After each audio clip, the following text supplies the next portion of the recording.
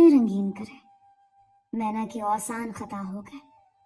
وہ سوچ بھی نہیں سکتی تھی کہ اس کی سوتیلی ماں اس حد تک گر جائے گی۔ اس نے فاخرہ کو سمجھانے اور احساس دلانے کی بہت کوشش کی، مگر فاخرہ کے سر پر ان پیسوں کا بھوت سوار تھا جو وہ اپنے ساتھ لائی تھی۔ مینا نے اس کی بات ماننے سے صاف انکار کیا تو فاخرہ نے پہلے پہل اس کو آرام سے منانے کی کوشش کی، پھر دھمکایا، اور تب بھی اس کی بات نہیں بنی تو اسے خوب برا بھلا کہا، اور زندگی میں پہلی بار اس پر ہاتھ بھی اٹھایا۔ صرف اتنا ہی نہیں، مار پیٹ کر لینے کے بعد وہ مینا کو زبردستی اس مرد کے حوالے کرنا چاہتی تھی۔ مینا کو اس کے سنگین ارادوں کا علم ہوا تو اس کی روح فنا ہو گئی اور وہ اپنے بچاؤ کی ترکیبیں سوچنے لگی۔ اس نے فاخرہ سے بدلہ لینے کی ٹھانی، اور وہ جانتی تھی فاخرہ ان پیسوں میں سے آدھے پیسے خرچ کر چکی تھی۔ اس نے خود کو نارمل کیا اور فاخرہ کو بے وقوف بنانے کے لیے اسے کہا، اماں میں جانتی ہوں آپ گھر کی مجبوری اور بچوں کی بھوک کی وجہ سے ایسا کرنے پر مجبور ہیں۔ مجھے ایک دن دیں تاکہ میں اپنے آپ کو ذہنی طور پر تیار کر سکوں۔ یہ سن کر فاخرہ کی خوشی کی انتہا نہ رہی تھی۔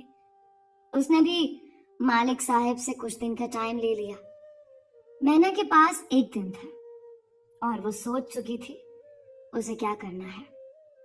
مینا نے فاخرہ سے نظر بچا کر اس کے بکسے میں پڑے لاکھوں میں سے کچھ پیسے نکال لیے، اپنا ضروری سامان باندھا، ابا کی پرانی ڈائری اٹھائی جس میں اس کی خالہ کا پتہ درج تھا، اور پھر رات میں جب سارے سو گئے تو مینا نے اپنا سامان اٹھایا اور گھر سے بھاگ گئی۔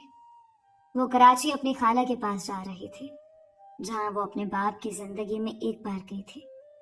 اسے پوری امید تھی خالہ اس کی مدد کریں گی۔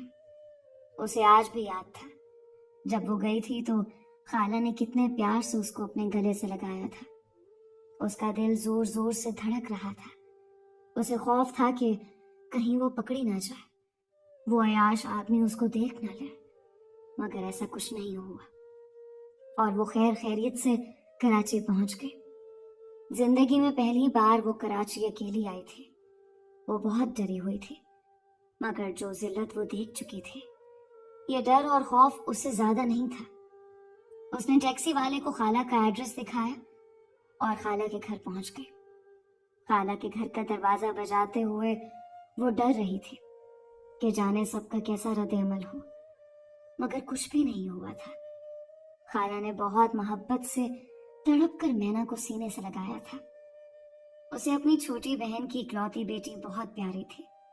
پھر جب مینا نے روتے ہوئے خالہ کو سب بتایا تو حقیقت جان کر خالہ بہت رنجیدہ ہوئی اور کہا، تم نے یہاں آ کر بہت اچھا کیا مینا، اب تمہیں پریشان ہونے کی ضرورت نہیں ہے، اور رہی بات اس ذلیل عورت کی تو دیکھنا اب اس کا کتنا برا انجام ہوگا۔ امیر بندے کا پیسہ کھا کر بیٹھی ہے اور یہ پیسہ اس کو قبر تک لے جائے گا۔ تم اب اس کی فکر مت کرو، سمجھو کہ تمہاری خوشی کے دن آنے والے ہیں۔ آخر میں خالہ کا لہجہ بہت معنی خیز تھا، مگر مینا نہیں سمجھ پائی۔ وہ تھکی ہوئی تھی، جانے کتنی راتوں سے نہیں سوئی تھی، اور پھر کچھ دنوں میں خالہ نے اپنا کہا سچ کر دکھایا۔ انہوں نے مینا کی شادی اپنے چھوٹے بیٹے کے ساتھ کر دی۔ مینا کا شوہر بہت اچھا تھا، اس نے بہت محبت سے مینا کو اپنایا تھا۔ مینا کی زندگی میں خوشیاں آ گئی تھی اور فاخرہ کی عطاب سے بچ گئی تھی۔ دوستو، یہ تھی ایک پیاری اور معصوم سی لڑکی، مینا کی کہانی۔ اس دنیا میں مینا جیسی بہت سی لڑکیاں ہیں جو پتہ نہیں کیا کچھ جھیل رہی ہیں۔ خدا سے دعا ہے کہ وہ تمام لڑکیاں جو بہت معصوم ہیں اور اپنی عزت بچانا چاہتی ہیں، خدا ان کی عزت کو محفوظ کرے اور ان کی بہت زیادہ حفاظت کرے۔